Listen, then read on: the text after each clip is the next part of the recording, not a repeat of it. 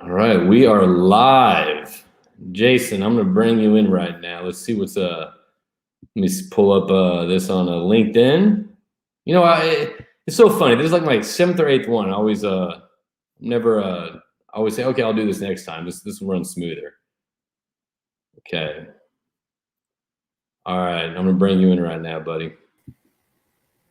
You should have like one button to push and like everything happens. Yeah, but it is one button. It's a lot of buttons to push, but it's always on one screen. I'm always like, okay, well, what screen's the best screen to use? So, okay, well, I guess let's start this off. Everybody, good morning out there. Welcome to the breakfast run with me, your host, JP Warren with Connection Crüe. Check out Connection Crüe, www.connectioncrew, Crüe like Motley Crue, CRUE.com. And stay in touch with it. Pretty much every live thing that we're doing, all the breakfast runs coming up. We got some good ones. This Wednesday at 7:15 a.m. we got Derek Despulique from Kinder Morgan's. Great last name. We're gonna figure out how to. I know how to pronounce it, but just the audience will pronounce it right. Let's see if anyone's tuning in right now. Chime in, say hello. Let's see where everyone's calling in from today. JP, you're live.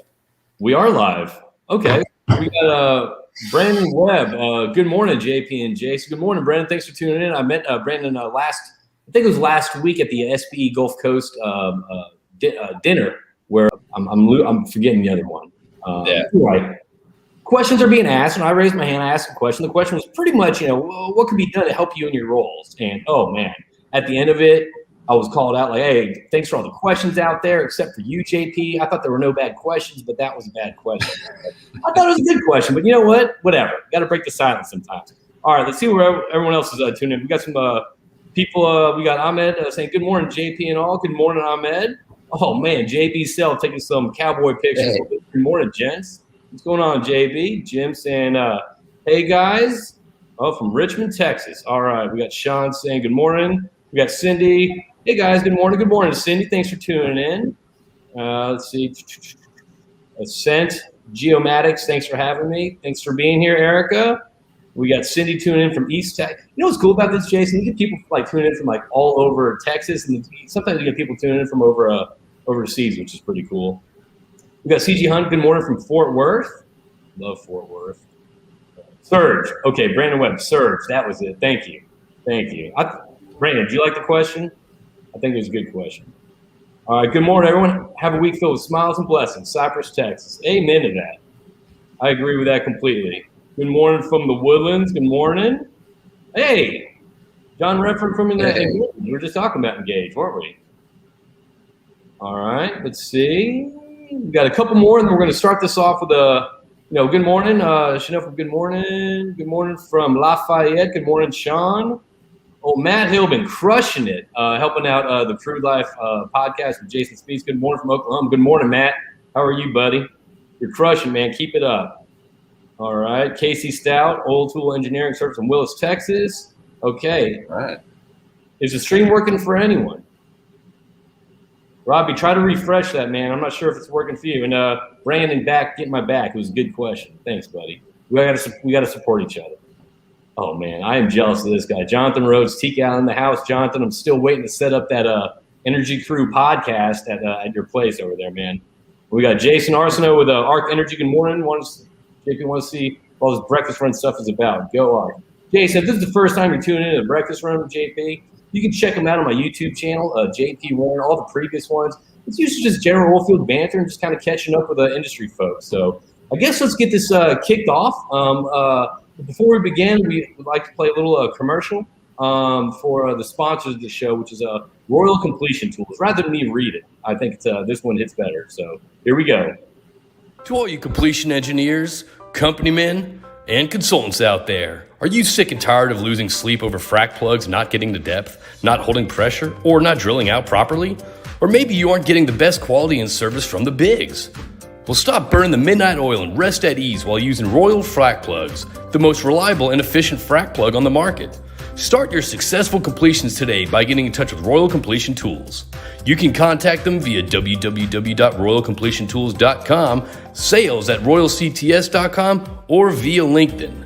Contact them today to check out some of the best frac plugs out there. What do you think? I think that guy needs to take all sharp objects away from him.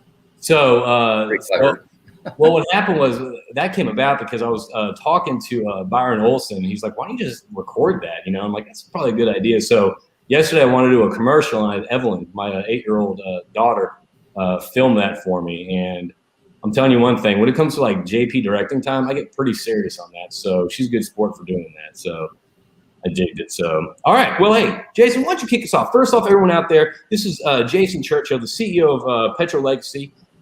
Jason and I have known each other. It's coming on 10 years. 10 years. 10 years. Yep. And actually, the origin story of Jason and my friendship I told on Tally Book Tuesdays with Keith Stelter with Arc Energy. Did you ever listen to that? I did, yeah. And pretty much, I advise everyone to go check out, connect with Keith, and watch that story. It's an interesting story of pretty much kind of just being open to meeting someone and being open to kind of a friendship, you know? Yeah, for sure. You know, I think it's definitely a story that I like to tell too. And, you know, for anybody that hadn't heard it, you know, the real short version of it is, you know, JP and I met crossing the street at Doug down in San Antonio and never met each other before. And he invited me to dinner, and, you know, I was a, you know, busy engineer and felt like, you know, why not? I just should do it. Like my gut was telling me not to do it. But I knew that I should take the opportunity because I was in town, and along the way, just, you know, that evening, I think cemented a great friendship with you and Jason Peterson. And it really taught me a lot about just say yes. You know, it's always, you can always find, you know, 5 excuses or 5 reasons not to go to dinner, or not to go to this, or participate. But what I kind of learned in that phase of my career when meeting you, JP, was like, it really started to expand my viewfinder, you know, of who else is out there amongst my peers, my competitors, and a different kind of dialogue I could have instead of just kind of living in my camp, you know, saying yes to you and opening the door to that evening and that friendship really started to open up a much larger perspective for me. So I guess to summarize, to all you operators out there that get a random email from me, you know, trying to connect and all that stuff, it could lead to a really good friendship. So just why not? Why not? And Jason, you have a pretty interesting perception too that you learned when it comes to kind of when you go to a networking event and you don't know anybody. You can either, there's 3 options. Remember this the story that you told me? We didn't talk. You know what I'm talking about? Yeah, I think because I think that's so powerful. Like, you know, whenever you go to a network event, you know, I often see sometimes, and I'm guilty of this too. You know, standing kind of on the side and just kind of, oh man, I don't know anybody. I'm not comfortable here. I guess I'm gonna wait for this thing to start before I sit down and start talking to people. So, kind of give I guess your outlook on it that you kind of share with me that I thought was pretty cool. Yeah, and this came straight out of one of my mentors' mouths, but he was kind of. It was back when we started PetroLegacy, and really, like, I had no business development experience, right? I was kind of can be a bit of a curmudgeon engineer at times. And, you know, he was really kind of trying to give me a mental picture of how to begin to get good at business development, right? And so he said, look, you go to a conference, you've got 3 options when it's happy hour and everybody's gathering up down around the bar. You can get a beer and you can go stand against the wall and kind of look around the room and just take it all in. And option 2 is you get that beer and you look around the room and you make eye contact. Like, I see you across the room, like, oh, I'm going to go catch up with JP. And he said option 3 is really where the magic happens, where you get that beer and you look around, I nod to you, JP, and then I keep looking and I find a group of people that I haven't met yet. And in a humble way, you just kind of go interrupt or interject yourself into that conversation. Like, hey, I haven't met any of you guys. Like, you know, I'm Jason. Like, what are you guys talking about? Right. No. So it's really just kind of like, you know, whether it's, you know, saying yes to a dinner or being at a happy hour or whatever that looks like, it's getting out of your comfort zone to meet people. That's it. And I think it's important. Like one thing that you and I have talked a little bit about is like the game has changed. And it used to be, I was guilty of this. I used to be able to be an engineer, do my job, work amongst a group of people. There might be 5 engineers in the group, 2 or 5 or 10, but I used to be able to kind of live in that world. And now I think the environment has changed enough in our industry that I think it's important for guys like myself, or if you're a young, production engineer or completion engineer, like it's important that you network. It's important that you take opportunities like JPSC. You do a ton of stuff, and you've really, over the last couple of years, like completely transformed, I think, your presence in our industry and the impact that you can have. And so I just think it's a great example of like, I can sit from my vantage point, kind of the peanut gallery a lot of times and be like, oh, I don't need to do that. Like, that's silly. I don't think it is anymore.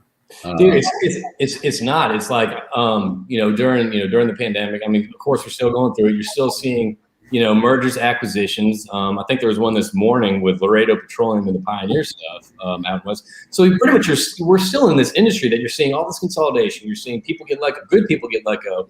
And what I saw kind of, during that, whatever it's March 2020 to whatever month it is now, it's void of time.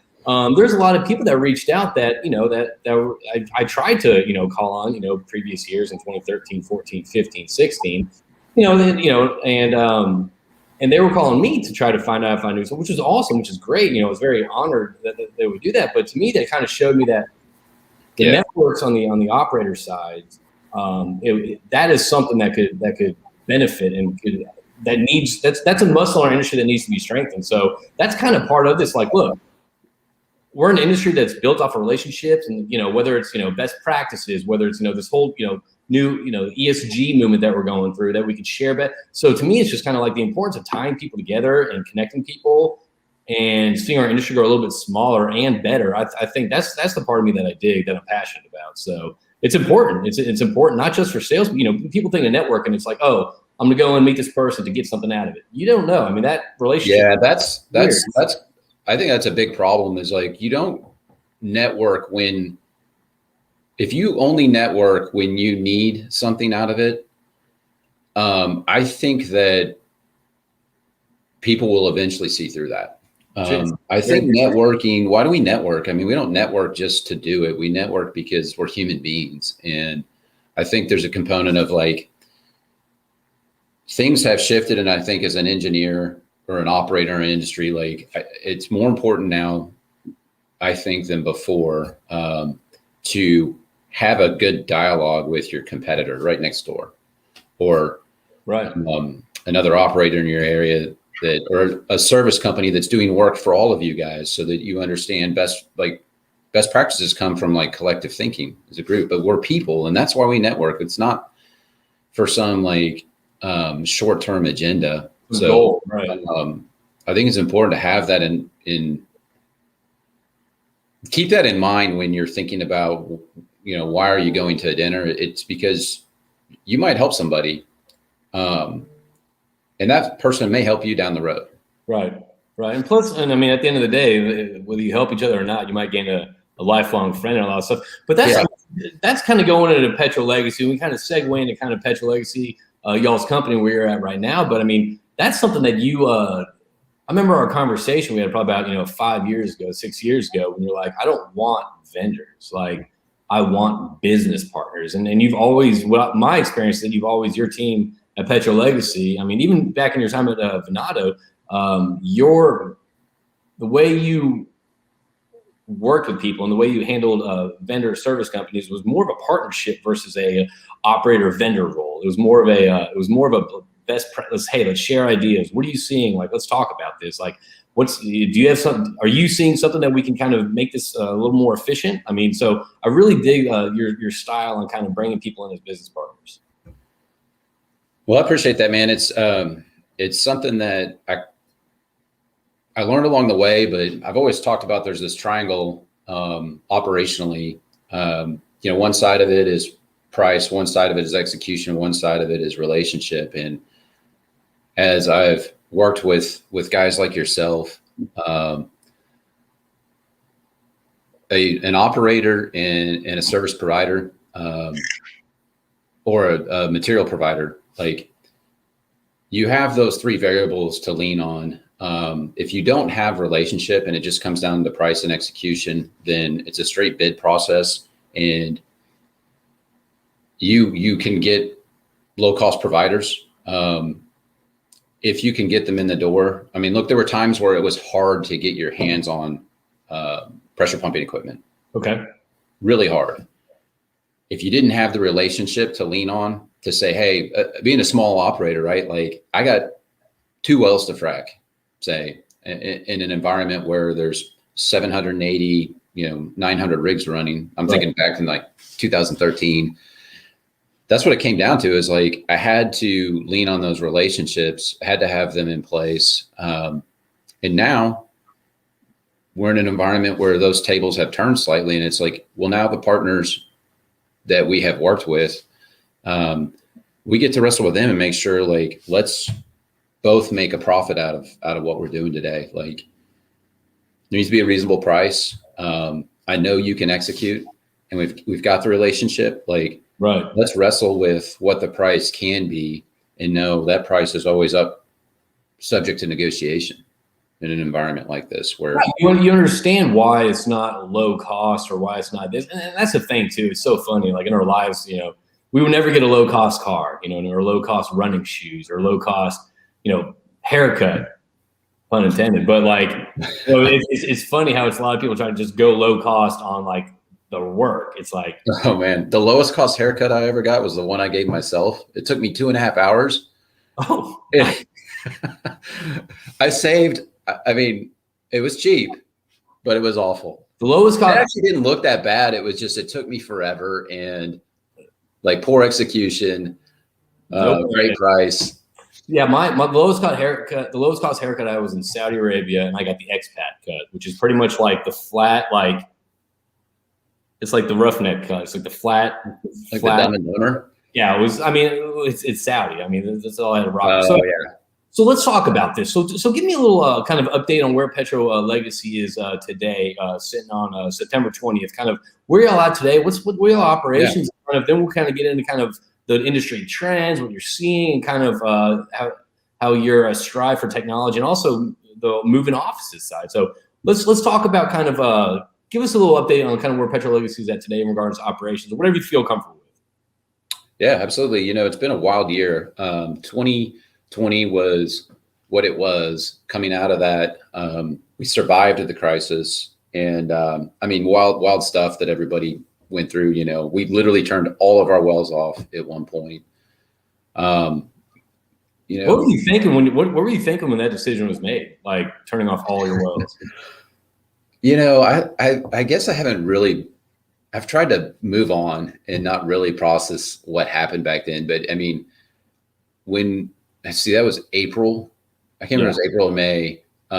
Prices, went negative and did what they did. And it was like, it almost became like, I don't know what I believe about my industry right now. And I don't know what I'm going to believe going forward. I have to stop trying to solve tomorrow's problems. I got problems today I need to solve. Right.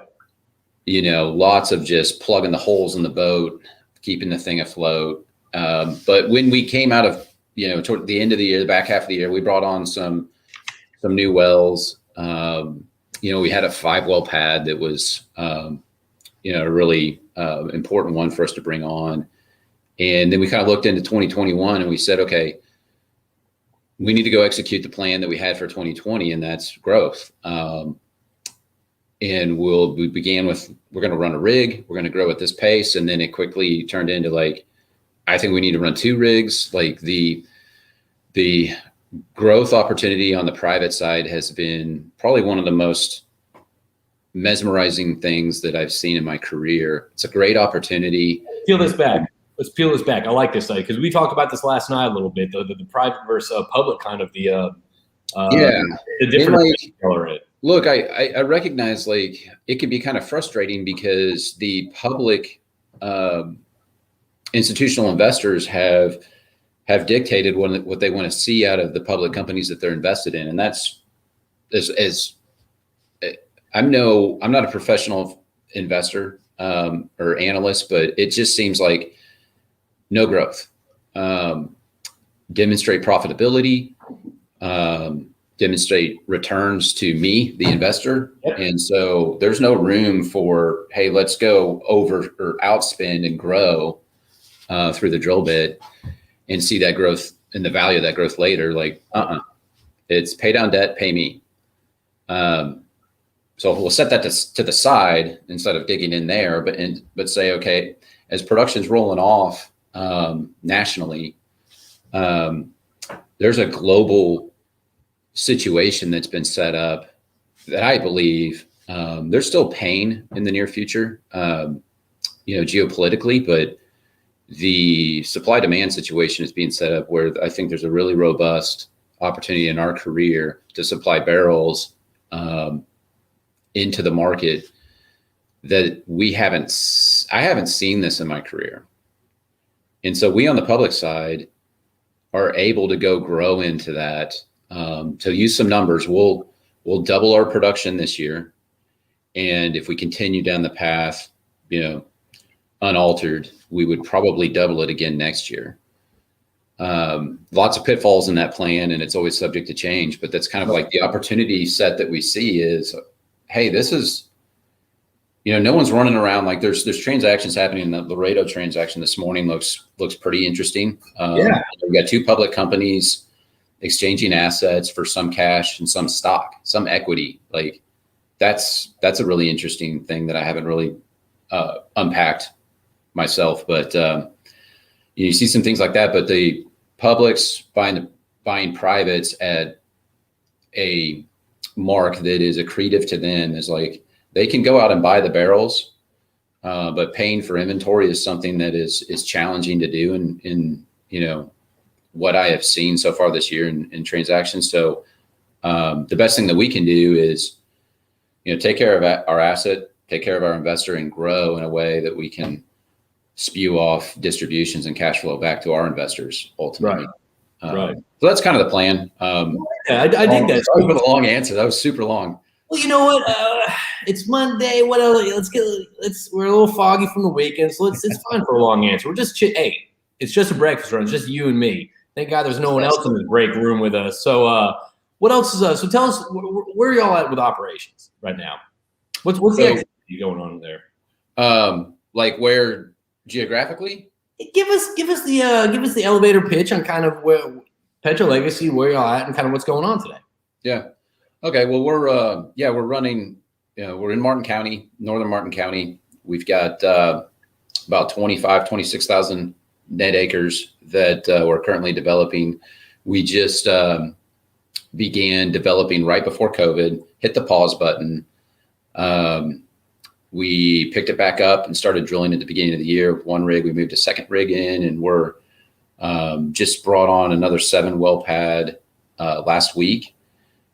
Finished up a couple of additional pads, and we're moving to a 20 well unit that we're drilling right now with those 2 rigs. So the game plan is. God, that sounds so good to hear. Oh man, it's. I mean, pins and needles, right? I mean, it's all good stuff, but I always told people on our team, like when we get to the point where like you drill enough wells in any program, like the train wreck well happens, and we haven't had that yet. Our drilling efficiencies are looking like really incredible. Cole Thompson, one of the things we did here recently was move him to VP of operations role because the activity level was changing so much. And he brought in a couple of guys out of Parsley here in Austin, Reed Ashey and Cade Jackson. And man, just seeing like that expansion of our bandwidth in their talent and what it has contributed already, like very excited to see where that goes. But I know if you drill enough wells, like the train wreck is going to happen. So we're on the lookout for it, but so far everything's been going really well. And one of the things we want to do, JP, is just everybody talks ESG and focuses a lot on the environmental side of it. Yes. And we do as well. But one of the things that we're doing internally is we're really focusing on the G as well within the in-cap portfolio, within the private equity space. Like, what does that look like for you? Yeah, let me talk a little bit about that, because Ryan Keys has done a lot of awesome work. I think discussing from the environmental side of things, methane capture and the value that we can create out of that for us and our private equity sponsors. The other thing that we can do is we can really buckle down and focus on the balance sheet and the cash flow statement. And for us, what we're doing is we basically have said, like, unless something stops us from doing so, we want to be the most effective operator within the in-cap portfolio. Okay. We want to be the most effective managers that we can be. And so we take steps like managing our G&A. The office space that we're in right now, you and I were talking a little bit about it. We made a decision, like, we still work remotely, and we don't do that because we don't do that for health concerns alone. Right. We do that because there's a bottom line impact that we're making. We cut our office expense by 85%. So that's pretty fascinating right there. Because I remember talking to you when I think it was probably a year ago or something like that. I was at your place and all that stuff, and you're like, you know what? Like, we need to start looking at things that we've done historically that just, do they make sense right now? Do we need an office space to have these people when we've been functioning fine from the house and all that stuff? So when you moved your team from y'all's place in the gallery up in Bee Cave to y'all location now, you reduced your office expenses by 85%? Slashed it. So it was a combination of size, and we took the opportunity on a sublease space that was available. So it was kind of a double whammy, right? But we moved here in January of this year. Okay. And basically said, hey, we're going to set up long term, and nothing's for it. Like, we can always unwind this. We can always go get more office space. But the bottom line impact was we cut that line item and showed everybody the impact of that. And it really, like, look, we didn't get pushback, but we got questioned, like, even in cap, like when we have our board meeting, a virtual board meeting, and we're all at home, and they're kind of like, hey, you guys aren't back in the office yet. Like, we had to answer for that, with rightly so. But talking about the governance and the transparency and protecting the investment, I think there's a lot of room for focus there alongside the E and the S. I really don't know about the E though. We need a little S and a little G sometimes. Oh yeah, we need it all. I mean, look, I just think it's important. Like, Ryan has done a great job of showing, like, why, hey, focusing on your methane emissions, like, that's what you should be doing. Yes. And look, also, you can actually make a great profit out of doing so. Like, bottom line. Yeah.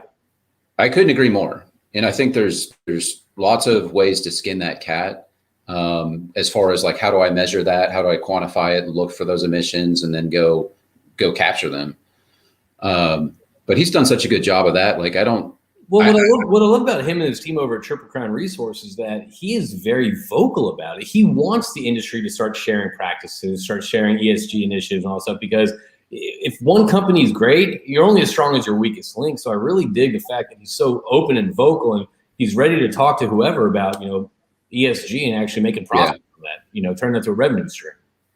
Completely. I completely agree. Like, we need more voices like Ryan, and we need to talk about more. I personally feel like we need to talk about more than just what the investors are currently focused on. I think there's 3 components to the ESG, and I don't have any agenda here. I just think that it's you and me in the break room, buddy. I think it's really important when we talk about, investability in our industry, whether it's on the private or the public side. There's some low-hanging fruit. For us, it was, hey, we don't need to pay for an office space just because. Right.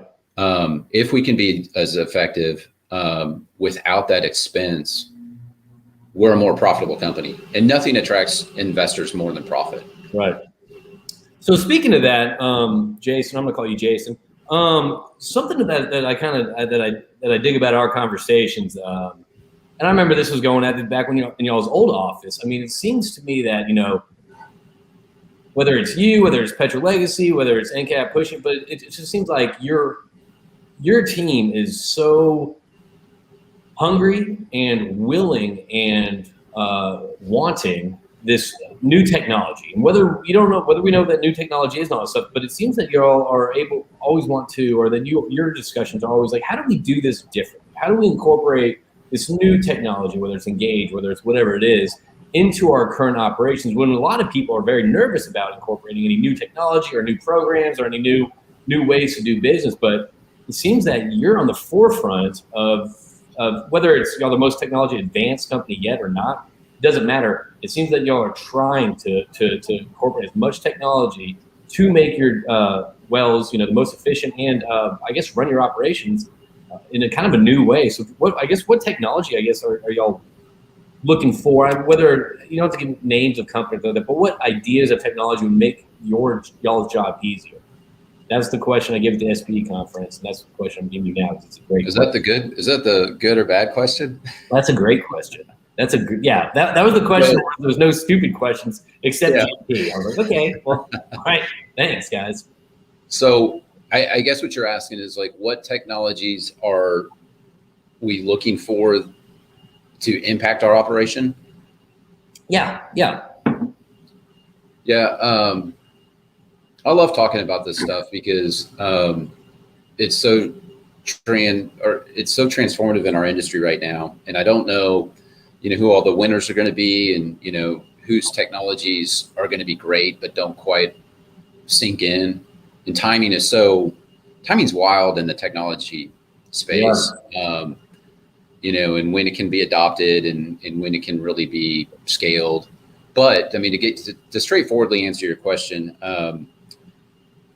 where we began was focusing with folks like Engage, like you mentioned, is in open invoice, is like, let's change the way that we're handling our transactions with our service providers, and let's make that easier for both of us and faster.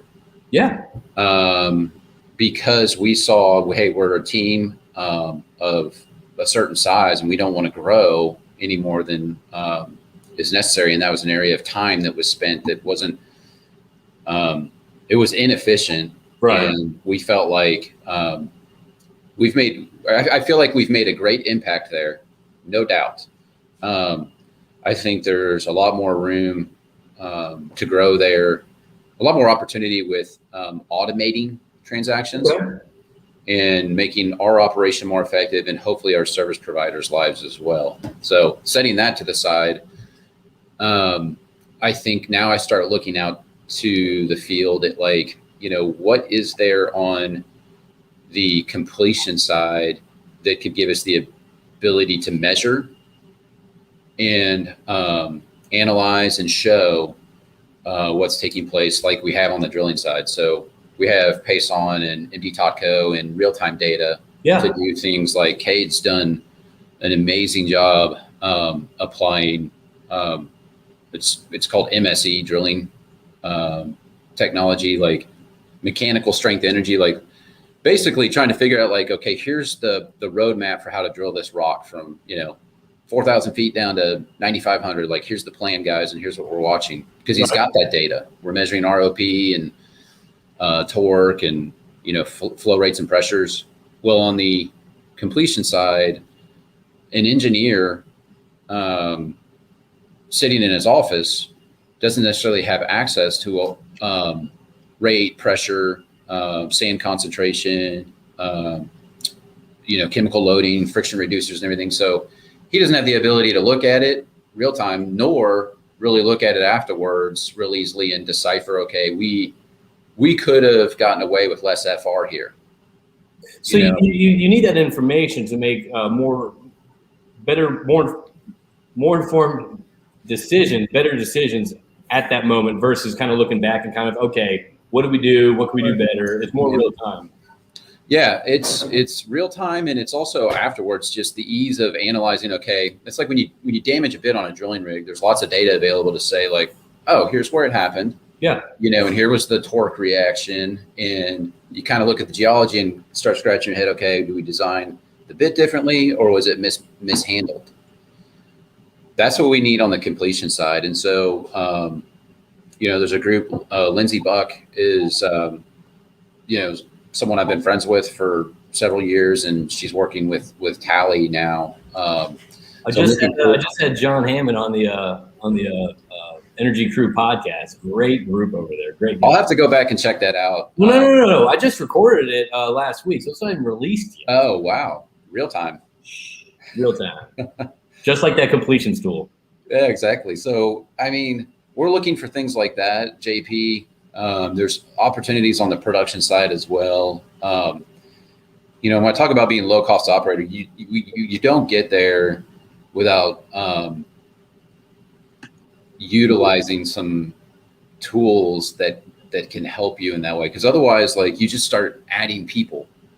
Yeah, saying, I want to control this. I want to look at that. Like, now it's just people, right? Well, and to maximize that profit, you just start going for low cost, and that reduces the relationship. So I guess how can we do our jobs more efficiently, easier, especially the time consuming stuff? You know what I mean? How do we kind of knock this, kind of reduce the time spent on those mundane tasks, so we can be better operators? So it's not about driving price down; it's about increasing efficiencies, and there's tons of ways to do it.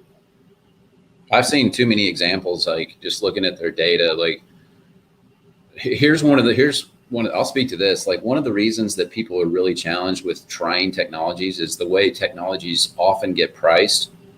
You have to sign up for a cost before you even know if you're going to be able to be good at it. So I'll restate that. Like, yeah, many times technologies are brought to the market with the intent, here's what it costs to use this. Okay. Rightly so. What I've seen over the last year, or I guess it's almost 2 years now, is like I've been able to talk with technology companies and say, hey, I want to pay you that. And I'll be excited to. Don't give me a discount. Let's talk about setting up the technology, and we call them KPIs, buzzword or whatever, but the key indicators. What are we trying to measure and solve, and say, all right, we succeeded, and I'll pay your full price. The problem that I'm going back like 5 years, 10 years ago, is that we blew money on what we thought were technologies we could use, only to find out I'm too dumb to use it. Yeah. Or it didn't measure what I thought it was going to measure. So you were talking about how, we've been partners, on the service side of the business. I think it's turning into the same thing on the technology side of the business. Hey, let's partner up. Hey, there's 3 things we're going to try to solve, and here's what it's worth to me, and here's what it's worth to you. And you're definitely seeing kind of an explosion of real-time style technology. You know what I mean? I guess 5 years going on stuff, it was probably, I don't think the technology or the capability to bring the technology to market was even there. So you're right. I mean, we're in an industry that, that's quick to forget, you know what I mean? But we remember a lot. So we're probably a little jaded from the 5 year ago when we tried to implement this new technology to kind of where it's at now, where it's like, there's a lot of cool technology out there that's just like, that's revolutionizing the industry, I feel like. And that's kind of what I'm seeing lately. Yeah. One big one for us this year has been combo curve, and I think they're over the hill. Like, dude, the industry is there, and I think their timing, they've invested a lot of time and resources in getting there, but like, we're huge believers in it. And the way that it impacts the interaction between engineering and finance is something we're focusing on. Like, huge, it has created a lot of value for us internally. You know what I love about hearing about that? Like, you're not the first person I heard about combo curve. I keep on hearing so many good things about combo curve, and to me, it kind of holds a little soft place in my heart because, Dean Murphy, who was over at he was at A&M, the SB president of A&M, I had on my previous podcast. I've just watched him kind of, try to, networking and then landing his role over there and just kind of like getting out there and crushing it. So I love hearing you bring up combo curve and the fact that, Dean Murphy's over there, just great guy. And I just love hearing the success of him, Why I think they're a good example too is like, I don't use it as much as my partner, Aaron Gutierrez. He's our wizard on it. Right. But Aaron can text those guys 9:30 at night. He's like, hey, I think it should work this way. Why doesn't it do this? He'll get a response. Yeah, it's probably like, oh, Aaron, okay, it's not. Yeah, it may be a bot. I don't know, but trying to catch up on Ted Lasso, man. By the way, that last episode of Ted Lasso, I don't watch it. Don't do anything. All right, man. I don't. Let's talk afterwards. We've had Evelyn. We've had Evelyn all weekend. I haven't watched it yet. No, that's about later. Oh, so Lasso. I'm Evelyn's assistant soccer coach.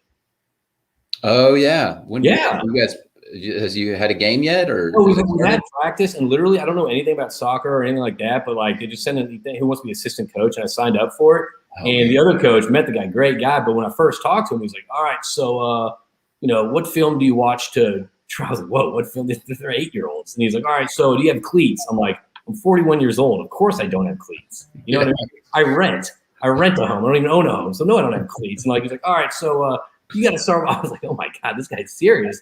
And a great guy, you know what I mean? But so I'm just doing it so I can see Evelyn a little bit more. But I'm the coach. She won't call me Coach Daddy or Coach Lasso. So I'm gonna make her run some laps this weekend. Getting into this, you and I had a kind of interesting discussion. I think this is important too in our industry right now. It's not really mental health I'm bringing up right now, but we talked about kind of like the time warp we've been in for the past 2 years. We talked about the daily grind, the daily pressure, the outside noise. You wake up in the morning, you're not even sure if your company's being acquired or what's going on, and it just seems like as we talked about, a very heavy time right now. Even if like you think, oh, things are kind of get back to normal, I'm good and all that stuff. There's a big shadow, above people and behind people. What's going on? So how do you deal with, I guess, kind of all this this weight, this unidentified weight, if that makes sense? And I'm assuming you feel it, because I feel it. No, it is there. I mean, look, we've been through a lot, and let's just kind of like stop talking about industry only. People have been through a lot. I mean, the change in the pace of life over the last 2 years, and the inability to depend on a routine, and that seems to be a lot. That affects me a lot. Like, COVID case announced, or Miles, my 9-year-old, poor guy, like he'll get a stomach ache because at that age, like you kind of don't know, like, hey, that means you need to go to the bathroom. Yeah. And you go to the nurse at school, and they don't have any other protocol other than, hey, you got to come pick them up. Yeah. I mean, basically you have to tell your kid, like, you're not allowed to go to the nurse's office unless you're prepared to go pick them up. And there have been some situations where Shannon and I are in completely different places, and it's like, we get the phone call and it's like, oh, he has to lay in the nurse's office for 2 hours and then come home and go to the bathroom. And then it's been a tremendous amount of dysfunction. And I think we had hopes that, we all had hopes that the COVID would be solved. Yeah. And that our routines would be back. And so to carry on knowing, I don't think that's going to be the case. And the outlook is that this is something we're all going to have to really fold into our normal routines. So is it the acceptance of a new style of interactions and work and family life? Is it kind of the acceptance of something new and kind of just taking it and running with it? Or is it kind of like, is there like external things you can do, whether it's, working out, meditating, or getting off social media, or even going to see therapy? I think it begins with having some grace for people. Yes. a lot of the gravity and the heaviness that we feel is that, you've got vaxxers and anti-vaxxers, you've got maskers, non-maskers, everyone's got to be on, one of two sides. Chick-fil-A, Popeye, there's always these camps. Yeah. I think it all starts with having grace for the other side. Yeah. And knowing like everyone, we're all trying to get the same thing at the end of the day. If we could step back and just breathe for a minute and know, like, I don't think that hey, I had COVID and I tested positive for antibodies. Okay. This was last November, right? But I'm still testing positive for antibodies. I went ahead and got the vaccine, even though I think that doesn't make any sense. Right. Because I knew that was important for people to feel comfortable with me and that I could have different routines around different people instead of masking up. Like, basically, I think if we can kind of all take a step back and recognize, like, everyone's trying to move forward. We have to do this together. And I think that gives you a little bit of brain space to start to think about, well, I don't know, is my life in good order? Like, am I drinking too much? Am I getting exercise? Yeah. Meditation. I heard you and Ryan talk about meditation. Like, whatever those things are, like, it's hard to do them when you're completely amped up from the fight. That's the thing, though. It's all about, look, you got so much energy during the day, right? And to me, it's like, you're exactly right. It's one of those things, to me, is shift your energy on stuff like, oh, I need to convince these people that, want to get that vaccine or don't want to get that. I need to convince them it's like, or, hey, they better, they're working from home. Oh my God, sissies. It's like, dude, like, I think you're right. It's take your energy and your effort and focus on stuff that kind of, that impacts you and in your circles in a positive way. It's like, look, whether I agree with this person or not, or, oh man, I'm watching the news, it's kind of giving me in a weird funk because XYZ's happened, or I'm checking my Facebook too much. Like, I'm just, did you hear about this happen? It's just like, there's so much energy that you have and so much effort you have. It's like, there's always going to be more of that. There's always going to be more of what makes you feel like you're right. There will always be more. And so we can either be right or we can be happy, No, that's true. And, Ethan brought up a good point. Ethan Etzel over at Royal Digital is the power of agree to disagree. It seems like it's gone out the window. And I like that. I mean, it's like, it's okay to and it's also, I'm going to throw this out there. It's okay to not have an opinion about something. You don't always have to choose a side or an opinion. Just like, it's okay to be neutral. Like, that's not a bad thing. You got your own stuff going on. Completely. So it has been tough. I mean, the past 2 years have flown by in some cases. In other cases, it feels like it's dragged on, depending on what subject we're talking about. I mean, I think that I guess if you can't get your head there and have grace for yourself and for other people, man, just I don't know, develop healthy habits. Like, take your negative energy out on something productive or healthy or like. But that's kind of what Ryan and I were talking about. We discussed that, like, you have a choice. This is going to bother me all day, or this is, I'm going to let this roll off. You have a choice, and it's tough to kind of change your perception and change your effort, and change your energy and intention on that stuff. Because, man, you can wake up in the morning like, oh, check your phone and get upset about yesterday's news, or like, oh, this is still going on. I kind of like unplugging for an hour and a half or 2 hours. I mean, just kind of try to get my mind right, because it is kind of it's a noisy world right now. It's a world full of camps, and you gotta pick a side on everything. All right, I'm going to be totally honest then, because you're right. Unplug. Like, I have the benefit of, I don't have a Facebook account. I don't have a Twitter. I have lived a life where I don't need that for my business. I enjoy LinkedIn because it's a tremendous place to connect with people. Right. I know you, and you know somebody that I would like to know. Like, I can reach out and connect directly, or I can ask for an introduction from you.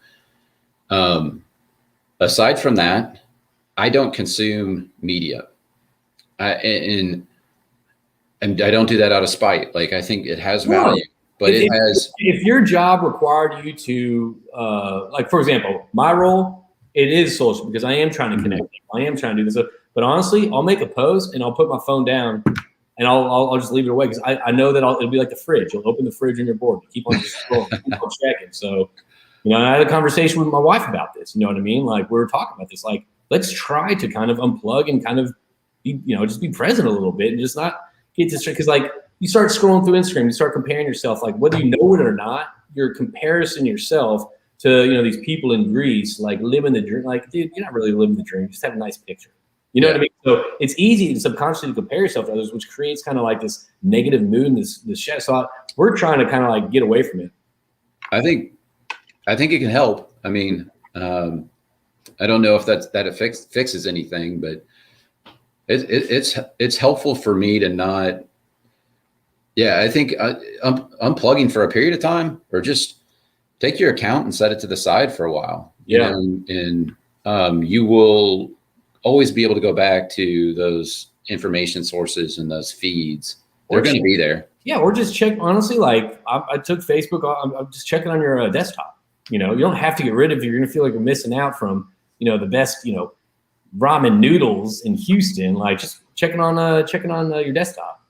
What else you got for us? So let's see. We got, before we open it up to everyone out there. Let's kind of, what else you got for us? What other? Tell us. Give us the last message. Kind of what you're excited for. What your kind of word, like, give us kind of a Churchill state of address. Like, but you can do it. I have faith in you. Yeah, like a breakfast statement for the week or something. That is good. A breakfast statement for the week. Yes. There's got to be something catchier than that. But no, we'll all come up with it when you're done. Yeah, more bacon. I don't know. I guess on this vein of mental health, like, I just encourage everybody, have grace for yourself, because it has been a lot, you know, and life is challenging, it's fast, and it's messy. And have grace for others around you. Yeah. You know, and man, if you have a graceful week, I think I'd love to hear about it. Hit me up on my one social media outlet, LinkedIn. Dude, I love that. I do respond to it. Like, if you hit me up on LinkedIn, I will. Many of the technologies that I have found, JP, have been because someone has hit me up on LinkedIn, and has sounded interesting, and I've said, let's have a little Zoom meeting and start talking about it. So, but if you have a graceful week and it works out well for you, let me know.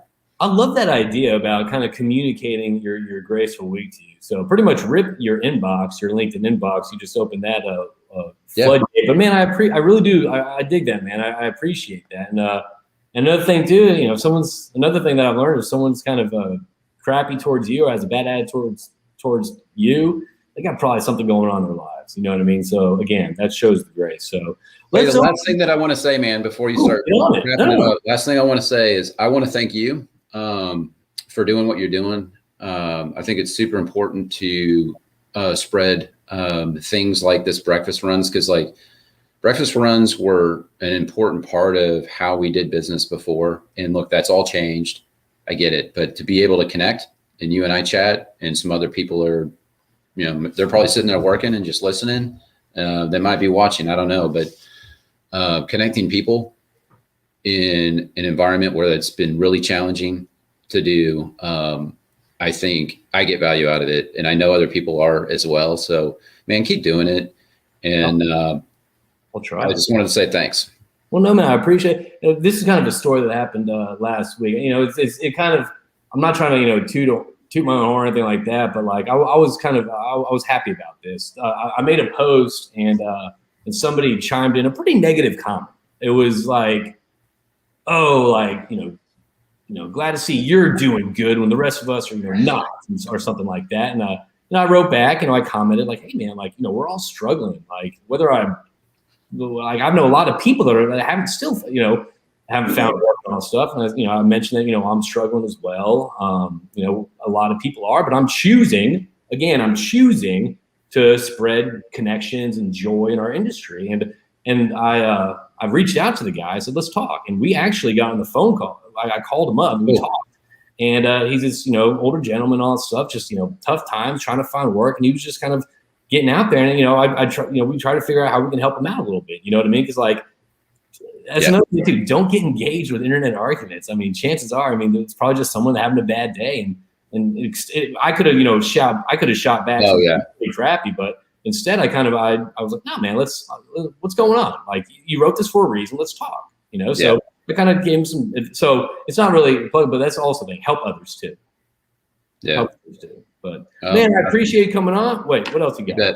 No, I don't have anything else. All right, let's open this up for a little bit to people out there tuning in. Again, brought up Ethan Etzel. Everyone check out Ethan Etzel. He's a good buddy of mine, the CEO of Royal Completion Tools. I'm not just plugging him because he's sponsoring the show, but really great guy. Really dig the guy. Really dig the team over there.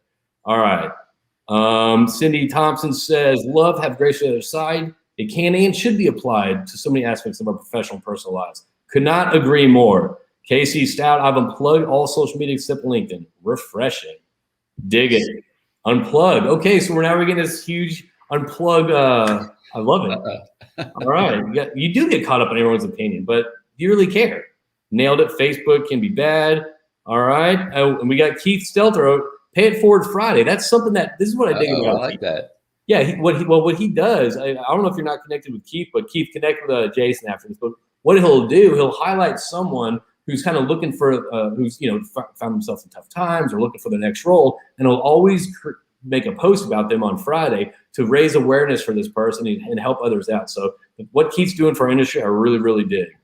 Andrea Garber Ardron says, great breakfast run. Enjoyed the conversation. Positive reinforcement. So needed in the world these days. Y'all did great. So if anyone's tuning in right now that doesn't chime in on stuff, if you take one thing away, actually, if you take two things away, number one, blow up Jason Churchill's inbox with your week of grace. The second thing is let's just try this. Let's just try this week to choose to try to help each other out and try to be positive and not get tied down into these into this this storm of social media and all this negative news.